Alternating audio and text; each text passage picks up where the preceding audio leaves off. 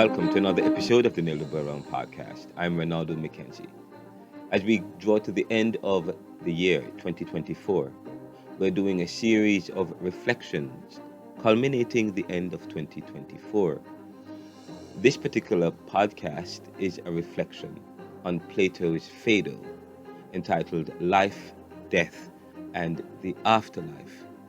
It is an essay that is published in the Neoliberal Post at renaldocmckenzie.com, again entitled Reflections on Plato's Phaedo, Life, Death, and the Afterlife. Many of you know that recently my family and I have been dealing with a recent passing. A mother, the Reverend Renaldo McKenzie, died, and it is quite an opportune time that I am sharing this reflection on life, death, and the afterlife. After I share this reflection, later on there's a podcast that I will share a podcast with you talking about a personal story in terms of sharing the few days leading up to my mom's passing and after she passed. It's a quite powerful story, and I'll share that with you, and it ties in with what we're talking about here in terms of reflecting on Plato's Phaedo, life, death, and the afterlife. The essay is part of an essay that I submitted at Georgetown University entitled Seeing Plato in Socrates' Eyes, the Foundations of Knowledge and Eschatology on Life. The essay is revised. It's a revised version of an originally submitted paper to Professor Ori Soltes at Georgetown University School of Continuing Studies on October 25th, 2021, and that was part of a final essay presentation in the Doctor of Liberal Studies Foundations program.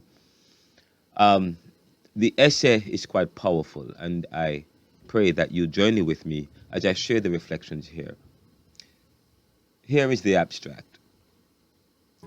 This essay is a reflection on Plato's Phaedo, particularly regarding life, death, and the afterlife. In the Phaedo, one sees Socrates in Plato's eyes. Socrates in Plato's eyes.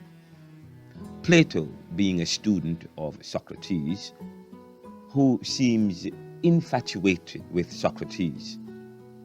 The reflections here raised questions about why people wouldn't choose to end their lives if death brings glory. Again, the reflections here raise questions about why people wouldn't choose to end their lives if death brings glory, godliness, and beauty, and suggests that the gods created a system to prevent this through philosophical preparation.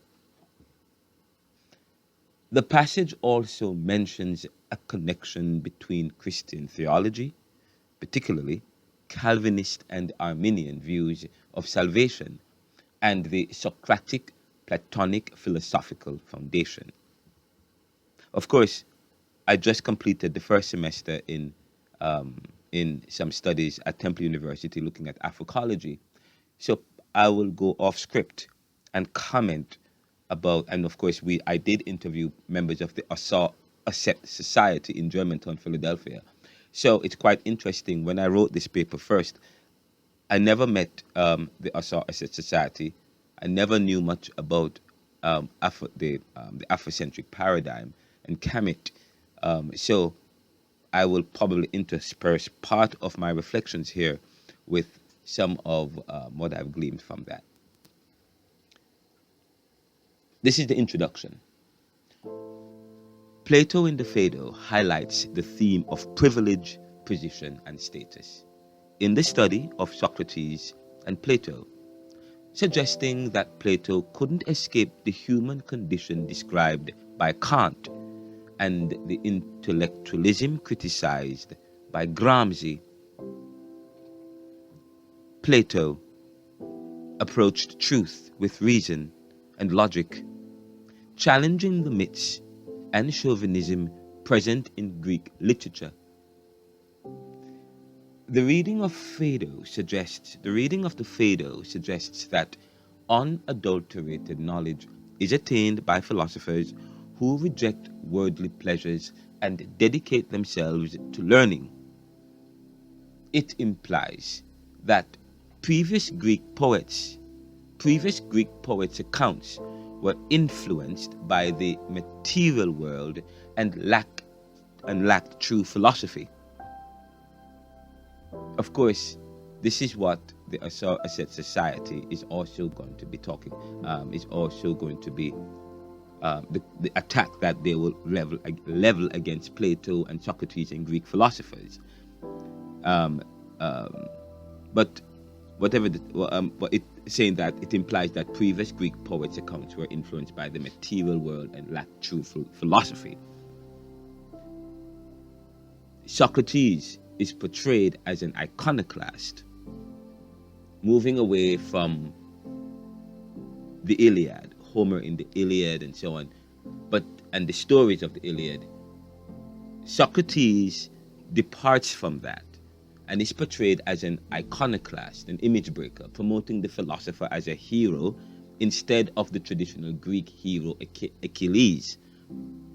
Again, Socrates in the Phaedo is portrayed as an iconoclast, an image breaker, breaking from tradition. Because here in the Phaedo, Socrates promotes the philosopher as a hero, as the hero.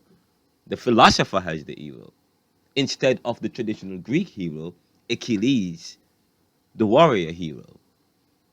The influence of other iconoclasts, image breakers, such as Euripides, who portrayed gods as mortal, may have found its way into Socrates' and Plato's philosophy. The passage also discusses the concept of a dualistic reality. And by the way, not just Euripides, but also the idea of Kamit, the old man, the idea of Kamit, the idea of the asset society, God man up, God woman up, that we are intrinsically divine being, but it's shrouded in this corruption. We're going to talk more about that. It's quite interesting because there's that African influence that is also part of Plato's and Socrates' philosophy that we never get to when we first published this paper in October, but we got to it later on.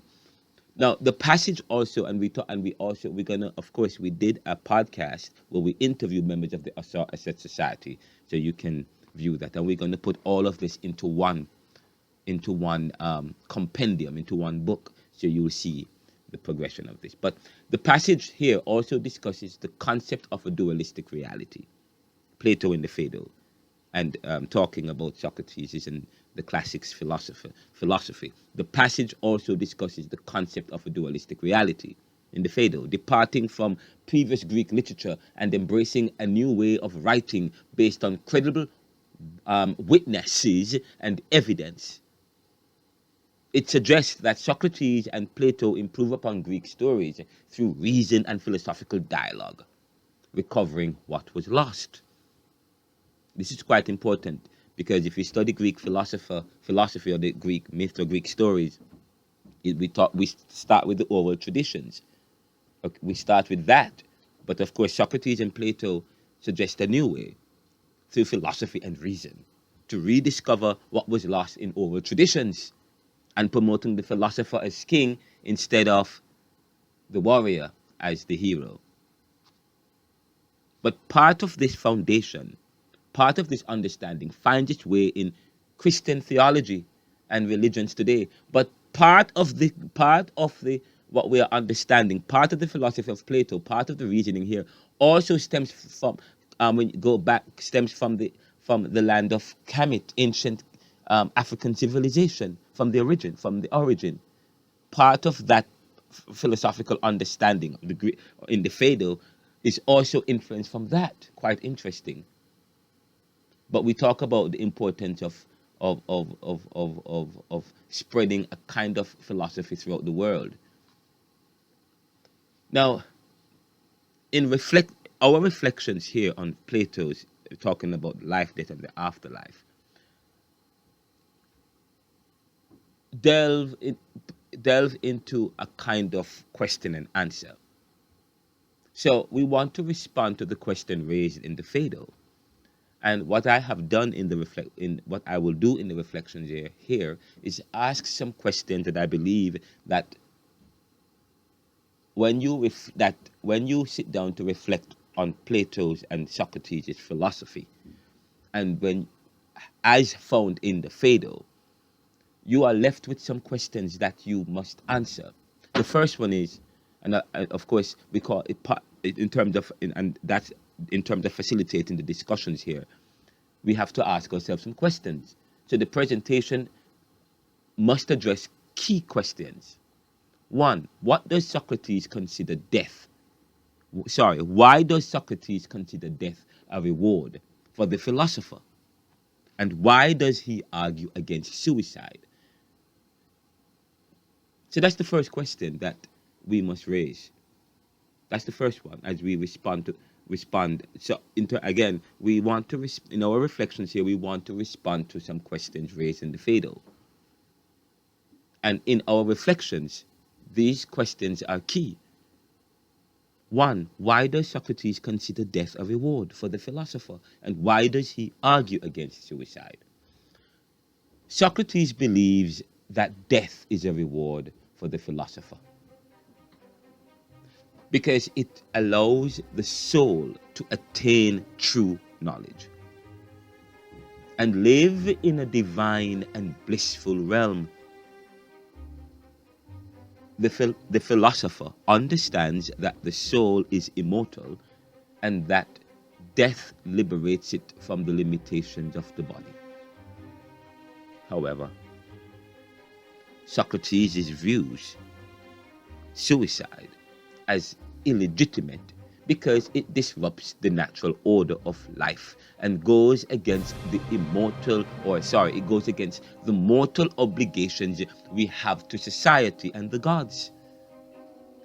The philosopher must patiently prepare for death by practicing philosophy, which involves recollecting the knowledge that the soul possessed before birth and pursuing wisdom in this life. Thus, suicide is not considered a legitimate option for the philosopher, who must wait for death as the ultimate culmination of their preparation for the immortality of the soul.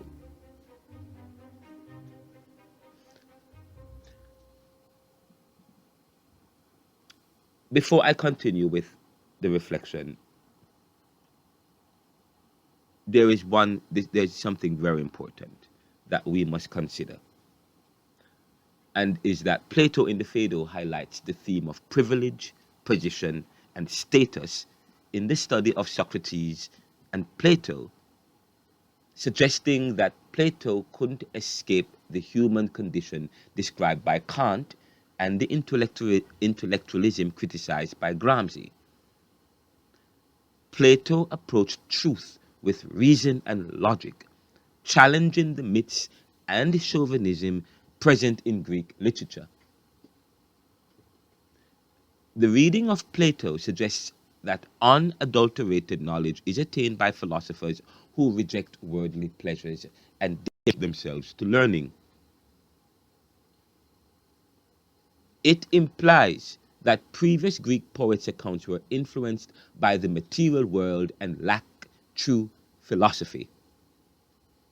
Socrates is portrayed as an iconoclast, promoting the philosopher as a hero instead of the traditional Greek hero like Achilles. The influence of other iconoclasts, such as Euripides, who portrayed gods as immortal, may have found its way into Socrates and Plato's philosophy, but more so, Plato's extensive reading and and his exposure to Kamit and to African and ancient African literature and readings and life, and has also found its way into this Greek philosophy. The passage also discusses the concept of a dualistic reality, departing from previous Greek literature and embracing a new way of writing based on credible witnesses and evidence. It suggests that Socrates and Plato improved upon Greek stories through reason and philosophical dialogue.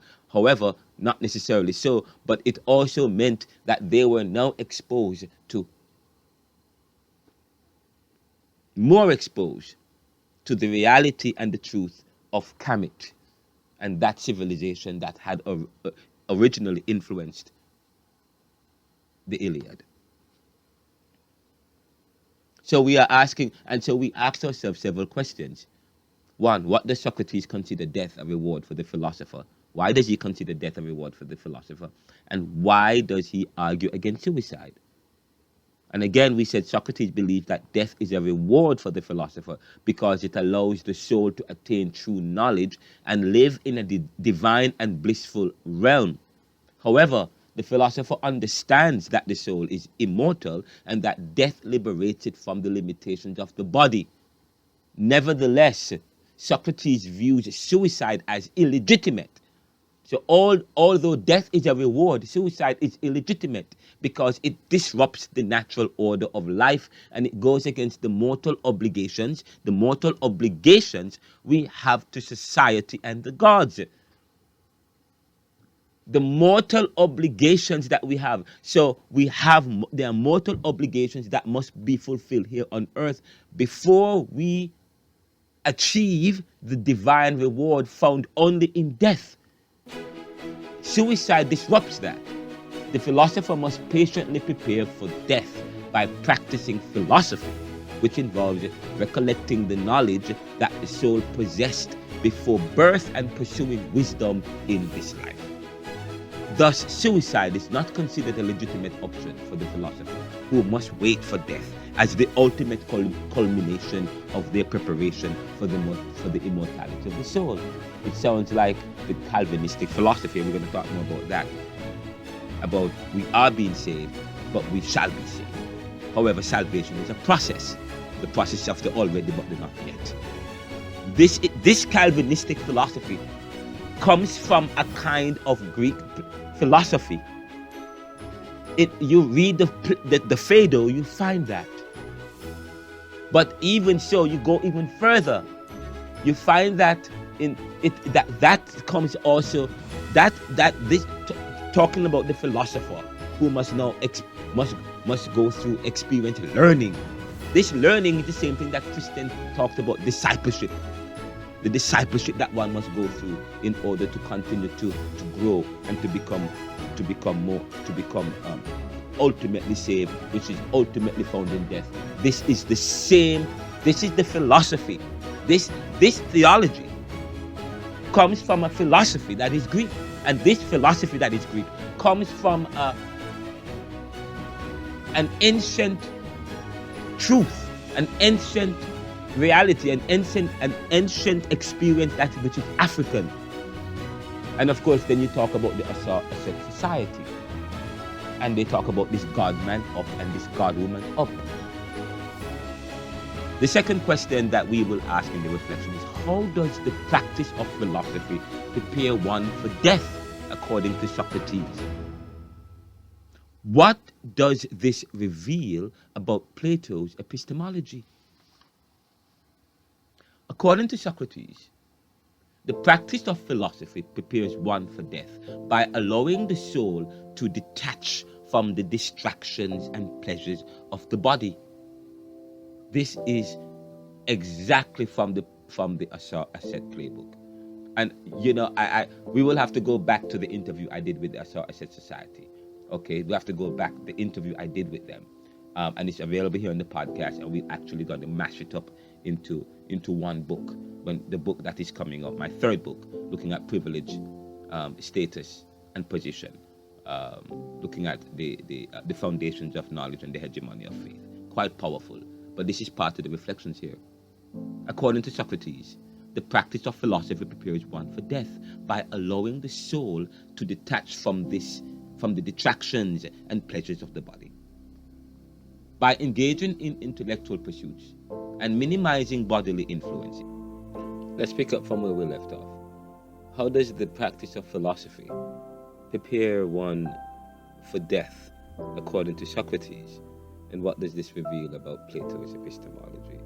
According to Socrates, the practice of philosophy prepares one for death by allowing the soul to detach from the distractions and pleasures of the body. By engaging in intellectual pursuits and minimizing bodily influences, the philosopher can attain true knowledge and understanding. Socrates argues that true knowledge is not possible in the presence of the body, as it hinders the soul from reaching the realm of pure and uncontaminated truth. Therefore, Socrates suggests that genuine wisdom can only be attained after death, when the soul is separated from the body. Now, from Socrates' argument that philosophy is a preparation for death, we learn about Plato's epistemology, which asserts that knowledge is innate but becomes obscured or lost at birth due to the corrupting influence of the body. Plato's philosophy emphasizes the recollection of this innate knowledge through intense philosophical inquiry and logical reasoning. The process of preparing for death and freeing the soul aligns with Plato's epistemological view that true knowledge is recovered through the purification and liberation of the mind. We're not talking about libation here in Africology, but it suggests that. Now, in Socrates' worldview, true knowledge is ultimately possible, but can only be fully attained after death, when the soul is liberated from the body. In this life, philosophers engage in the pursuit of wisdom and recollection of innate knowledge as a means of preparing themselves for the ultimate realization of truth in the afterlife. Following from this, we get the next question, which is, what do Socrates' arguments about death and the immortality of the soul reveal about Plato's theory of forms? Socrates' arguments about death as a reward for the philosopher and the immortality of the soul shed light on Plato's metaphysics, particularly his theory of forms. Plato, influenced by Socrates, presents a dualistic view of reality, where there are two realms, the immaterial realm of the mind and soul, and the material realm of the body. This sounds like Cartesian philosophy or phenomenology, as told by Descartes. Socrates suggests here that true knowledge and understanding exist in the realm of the mind, free from the limitations and distractions of the body. Plato's theory of form posits that there is a higher reality beyond the physical world, characterized by unchanging and eternal forms. These forms represent the true nature or essence of things. Socrates' arguments support this notion, as he emphasizes the importance of reason and the soul in grasping the essence of reality. According to Socrates, our ability to reason allows us to impose our minds on objects and recollects their true forms within the realm of the mind. In Plato's metaphysics, the world of forms is divided into mathematical forms and ethical forms, representing abstract concepts and moral ideals. Respectively, on the one hand, or on the other hand, the physical world is composed of ordinary objects and their images, such as shadows and reflections. Plato's metaphysical framework is closely intertwined here with his epistemology, as it addresses how we come to know things and emphasizes the distinction between the knower and the known. Overall, one may argue that Socrates' arguments regarding the rewards of death for philosophers and the immortality of the soul contribute to Plato's metaphysical framework, highlighting the existence of a higher reality of unchanging forms, and the role of reason in perceiving the true nature of things.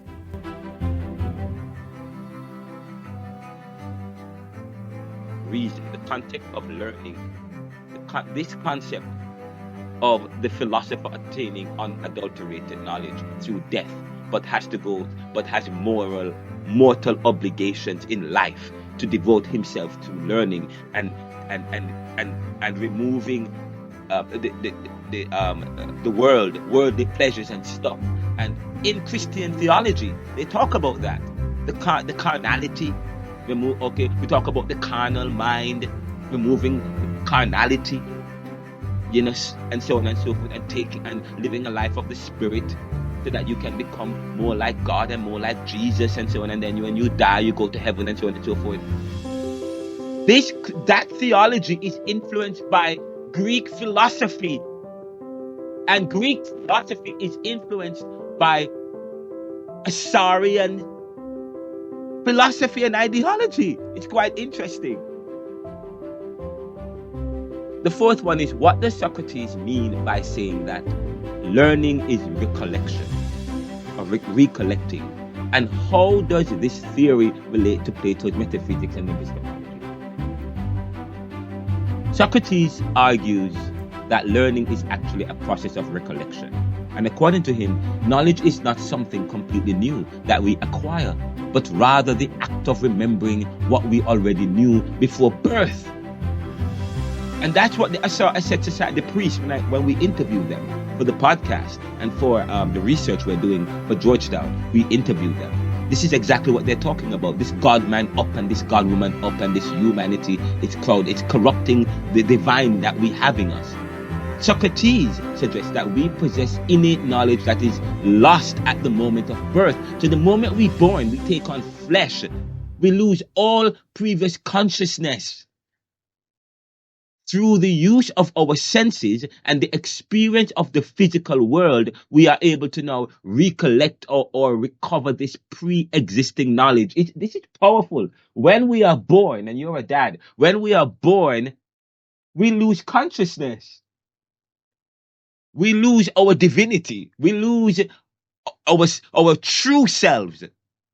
Because so when we shed the flesh, we take on back our true selves, but we have mortal obligations. Remember that.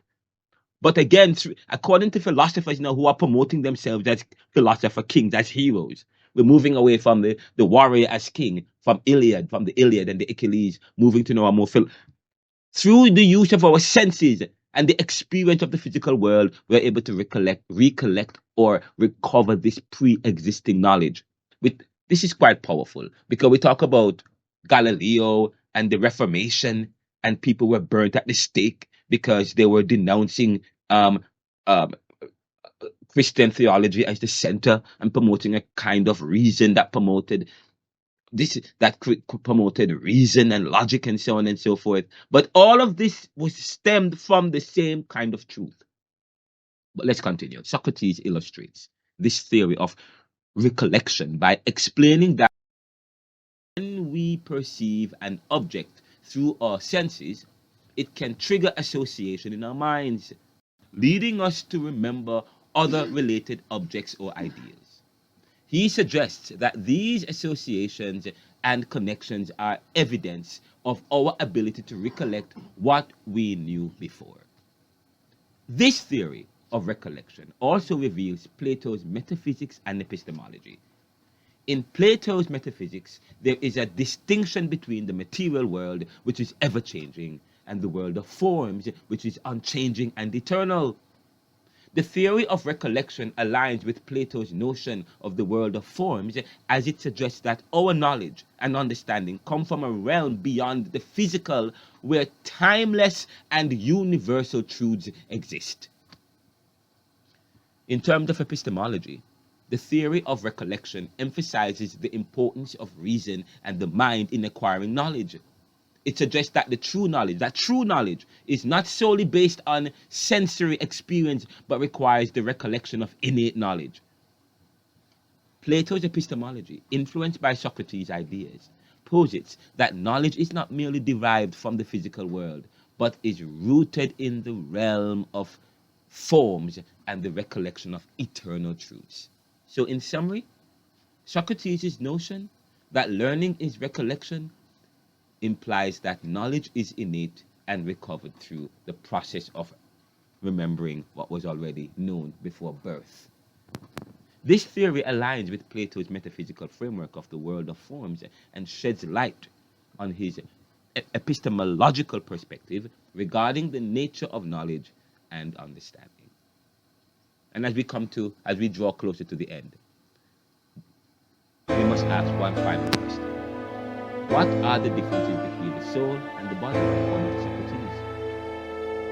What are the differences between the soul and the body, according to Socrates? How does he describe the relationship between the soul and the body? Remember, Socrates is one of my greatest guys.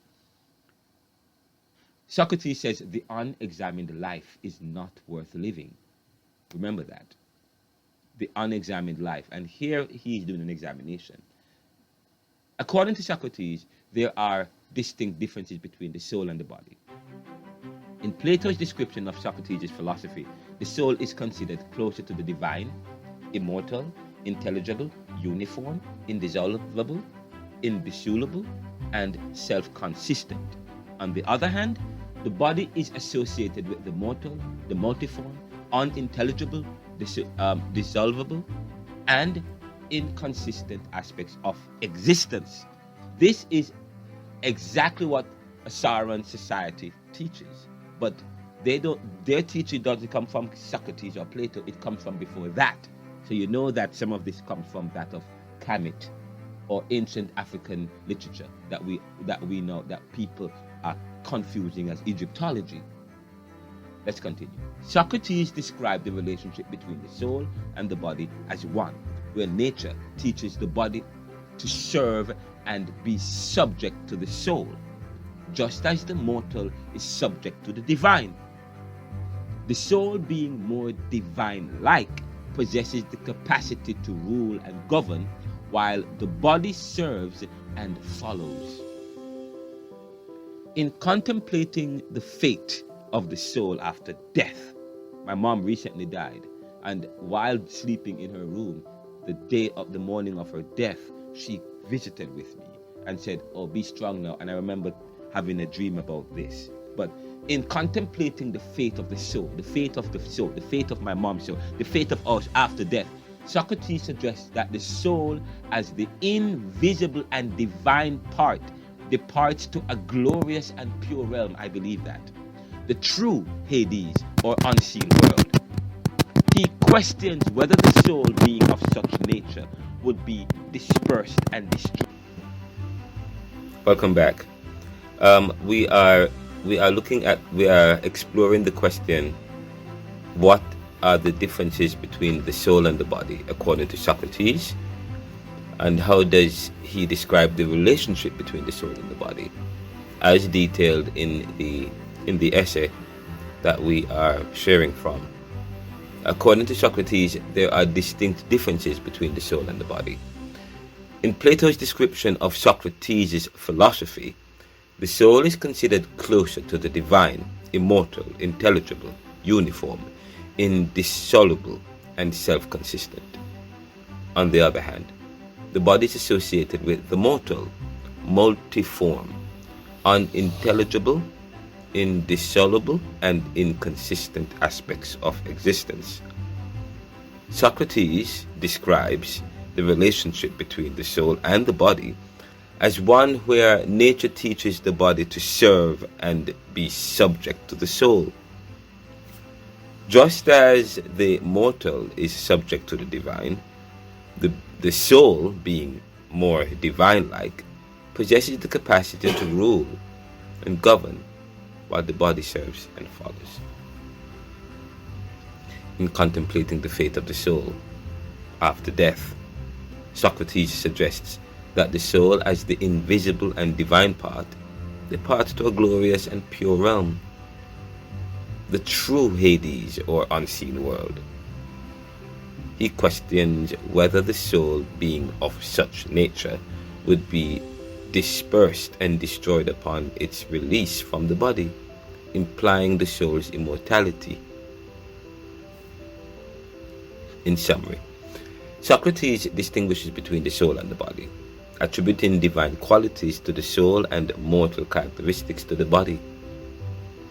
He emphasizes the soul's capacity for ruling and its connection to the divine, while the body is seen as subservient to the soul. Socrates also contemplates the soul's immortality and its departure to a higher realm after death. Now, what is the meaning of Socrates' last words, and how might these last words sum up the whole of Plato's philosophy? And of course, the last words being, "Crito, we ought to offer a cock to Asclepius. See to it, and don't forget." What is the meaning of those words by Socrates? Page 20 of the Phaedo. Socrates' last words to Crito, "Crito, we ought to offer a cock to Asclepius. See to it and don't forget," hold symbolic and philosophical significance. The meaning behind these words is open to interpretation. Socrates mentions Asclepius, the god of healing, at a critical moment in the dialogue on the exceptionalism of the soul and the attainment of immortality through philosophy. I might say not just exceptionalism, but existentialism, or the existential aspect of reality. The purpose behind Socrates' mention of offering a sacrifice to Asclepius remains unclear. It raises questions about whether Socrates believed in miracles, desired healing or resurrection, or was influenced by religious thoughts in his final moments. And I would say he was influenced by religious thoughts, that of the old man, that of what we talk about in Africology, that he was influenced by a kind of African reality, an African truth, an African story, an African religion of this God man up and God woman up. It's quite powerful. But the purpose behind Socrates' mention of offering a sacrifice to Asclepius remains unclear. But of course, I'm saying that he may have been influenced by religious thoughts that he's kept quiet about, but yet he did mention it here. The statement seems unusual, as Socrates had not previously mentioned gods or miracles in his dialogue. It could be attributed to the effects of the poison or a delusional state, or what we say, information that he had garnered from the discussions he knew about what pertains in Africa or in the African civilization, which many people now call Egypt. In a broader context, Socrates' last words may reflect a connection to the mythological figure Dionysius, who achieved divinity after death. The killing of a bull as a sacrifice to Dionysius symbolizes this transformation, and Socrates may have drawn inspiration from this symbolism, suggesting that philosophers attain godliness at death through a life of philosophy. Plato's depiction of Socrates' death, and that's very important. We don't want to gloss over that. Philosophers attain godliness at death through a life of philosophy. What about the monk? What do the monks, what do they say in Eastern religions? That probably Socrates got that from them. Everybody's claiming someone has stolen something, all for the good of humanity. Maybe that's how God has planned it. But Plato's depiction of Socrates' death in the Phaedo evokes both pain and pleasure. It is painful to witness the departure of the Master, similar to Jesus leaving his disciples. However, there is pleasure in the realization that the masters, including Socrates, have achieved a divine-like state. Plato's narrative of Socrates' death serves to justify this paradoxical interplay between pleasure and pain, because here at death we find pain, but at the same time it's a pleasure, a happy release for the philosopher who has devoted him or herself to his mortal obligation while he was immortal. Overall, Socrates' last words and Plato's portrayal of his death in the Phaedo reveal the underlying philosophy of attaining godliness through philosophy and the acceptance of life, death, and the afterlife, or if not philosophy, theology, Christian theology, or whatever theology we serve. But the symbolic sacrifices of the cock represent Socratic achievement and the pleasure derived from this philosophical understanding. In closing, after reading Plato's Phaedo and contemplating Socrates' philosophy of life and death, certain assumptions arise. Firstly, this is powerful. If people were aware of the glory, godlikeness, and beauty that awaits them after death, one might question why they wouldn't choose to end their lives and seek that state immediately. Life on earth would pale in comparison to the riches of the afterlife, prompting individuals to prioritize death over living. However, the gods in their wisdom established a system or a process referred to by Socrates as the philosophical preparation, or Plato's concept of coming to know, to sustain human life, to ensure that we have a life here on earth. Because if people know such pleasure that exists at death, then there will be no life here on earth. But life on earth was made to be lived so that the gods can be pleased, so that the gods can watch TV just as how human beings love to enjoy a good show. The gods love a good show, love a good movie, love a good life. Life is made to be lived. And so the what we don't know is made in such a way for us not to know. We don't know what is beyond the dark hole, and we can't reach the other ends of the universe or space no matter what we try. And the advances, we call it advancement the more we go into space, but is it an advancement? Maybe it's the afterlife. Secondly, it is observed that Christian theology, particularly the notion of eternal life and salvation, shares a philosophical foundation rooted in Socratic and Platonic ideas. In Protestantism, the Calvinist theology of salvation emphasizes the tension between the already attained salvation and the anticipation of its full realization in the future. Similarly, Arminianism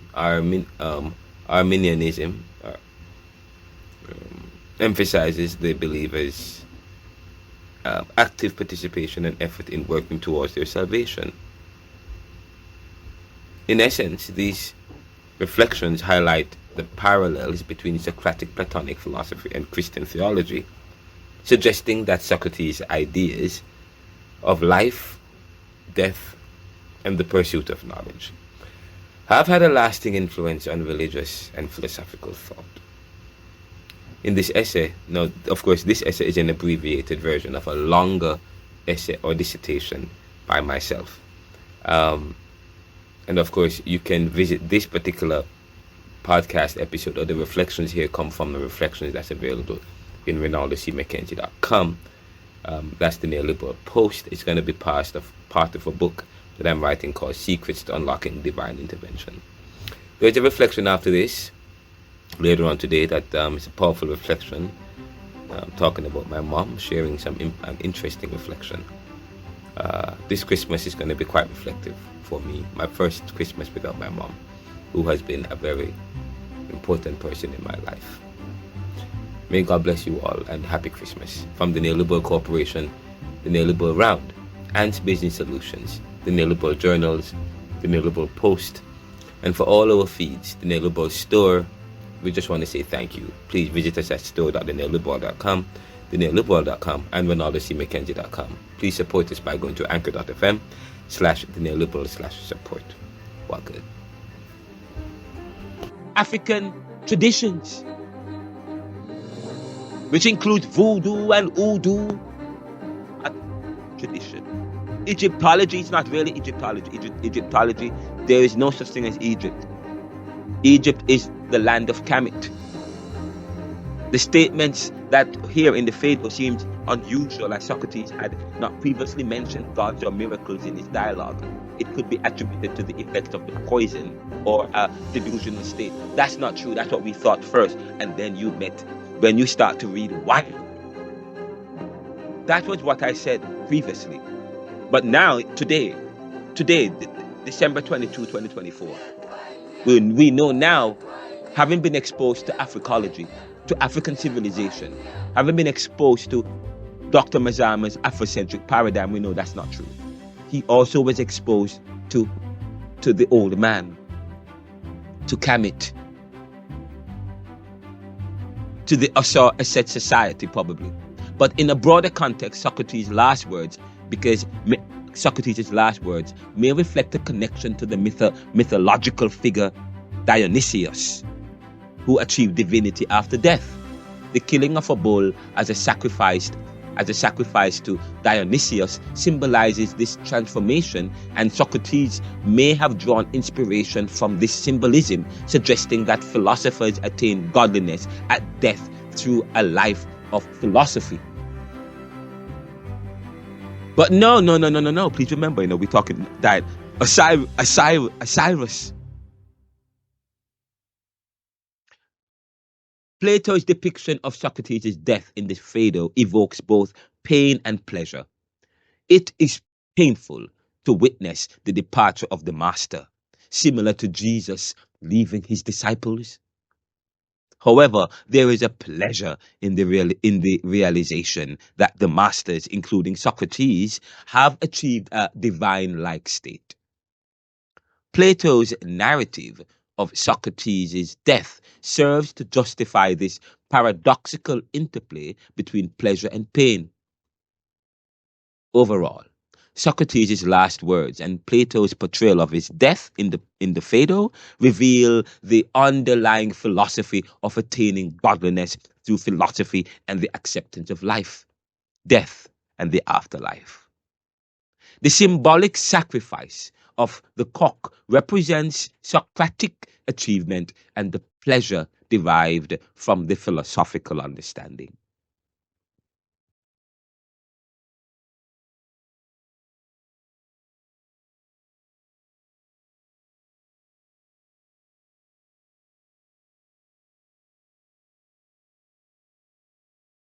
Thirdly, and this is quite powerful, if people, and this is quite powerful, this is as we're going to culminate the reflections here. Again, after reading Plato's Phaedo and contemplating Socrates' philosophy of life and death, certain assumptions arise. Firstly,